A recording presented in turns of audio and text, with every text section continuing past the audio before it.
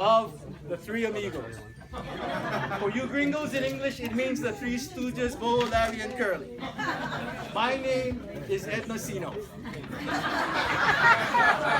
Well, according to Judge Garibaldi, all Filipinos are alike.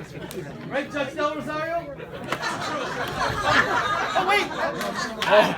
Anyway, speaking of Judge Domingo, the group that calls themselves the Blueprint for the World and How to Live in Harmony, the United Nations. Uncle Willie D. Domingo, his partners, the Dynamite Twins, JJ, Jonathan Wong, Jason Shimizu, and Rod Stewart Mike. And we have so many honored and honorable guests with us. Oh, and the Supreme Court's with us too. And speaking of the Supreme Court, let us welcome our illustrious leader, Chief Justice Mark Rechtenwald. To say a few words, because we esteem and respect him despite his misplaced allegiance to the Bears. Chief Justice Mark Rechtenwald.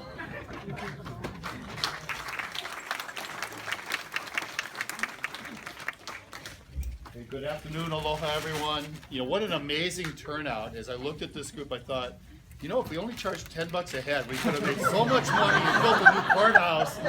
But, you know, it's really an amazing, I think it's just a testament to everything that these three great judges have done throughout their career. You know, we are losing 54 years of experience today and 70 plus if you count their time as a per diem, and that's a really tough thing to lose. And we're losing amazing judges, amazing people, amazing trial judges, and then people who've stepped up in ways that have made us better and stronger as an institution. So, you know, Gerald has been like a leader on language access issues, court interpreter issues, and that's had a great effect. We've been rated #1 in the nation for how we do on those issues, and that's in no small measure due to his great leadership. You know,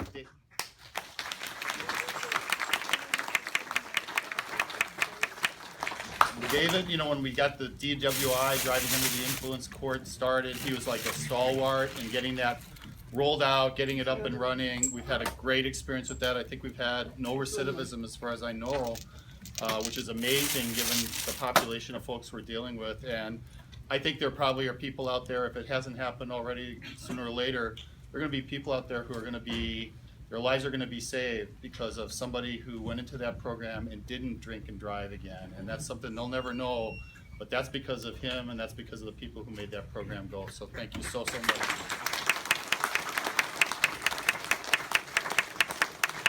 And Judge Richardson, who's just, to me, I've learned so much about leadership from her, just watching her as a person and seeing someone who's so intelligent, so compassionate, so inclusive, so kind, so gracious under any circumstance. I've never seen her angry. I've never heard a cross word from her.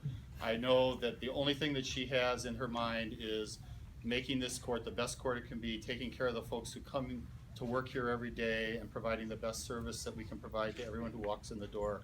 She's an amazing leader. You know, again, I'm so grateful to have had the chance to work from her and learn from her. So, Judge Richardson, thank you so much.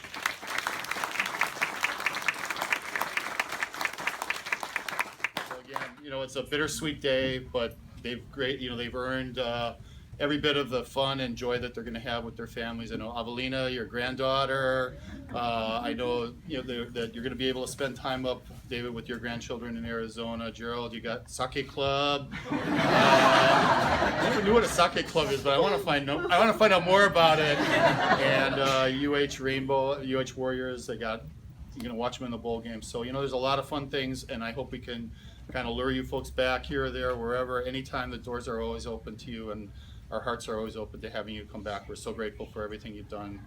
Thank you so much, and aloha.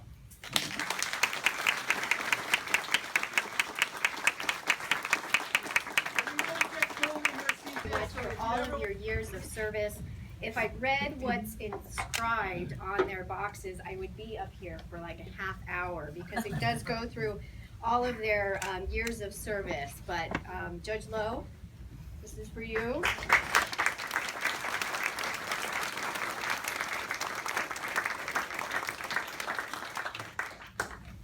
Right there. Your glasses. Judge.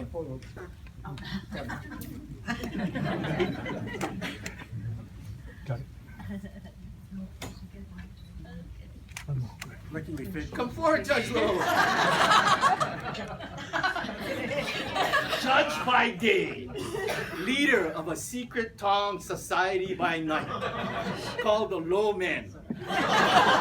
Sometimes they're called cake noodle for $1.50 extra. He dispenses kung fu justice in the frontier version of the community outreach court with martial arts moves called the low down kick and the low fair flying sweep. According to legend, his English name David is translated from the Wushu characters Yi Wu Hao, Wan Hang Lo. He is the author of the Chinese classic 3 Tracks in the Snow. No contrarian dares to stand in his way, not even the Hokum or the O'Grady gang. He was appointed a judge on August 23, 2000, and has worked as a judge in total time about 2 years. Judge Lowe, say a few words to your fans.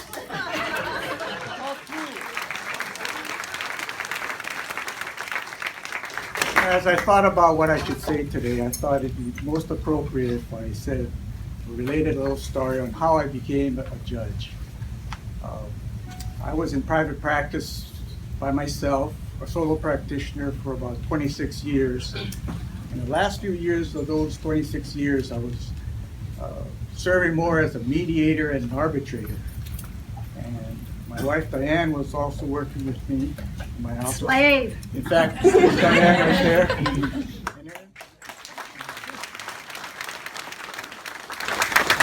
And our son Kevin, who's right here. And my sister Lucille Chun takes pictures, and her husband Ken, who is the cameraman. I think Diane wanted to get out of working in my office, and she said to me, since I was doing so many mediations and arbitrations, she said, David, do you ever want to be a judge someday? This was in 1997. So I thought, gee, she kind of planted the seed. So I applied for a per diem position in 97, and I'm forever grateful for CJ Moon taking a chance on me, appointing me as a per diem judge.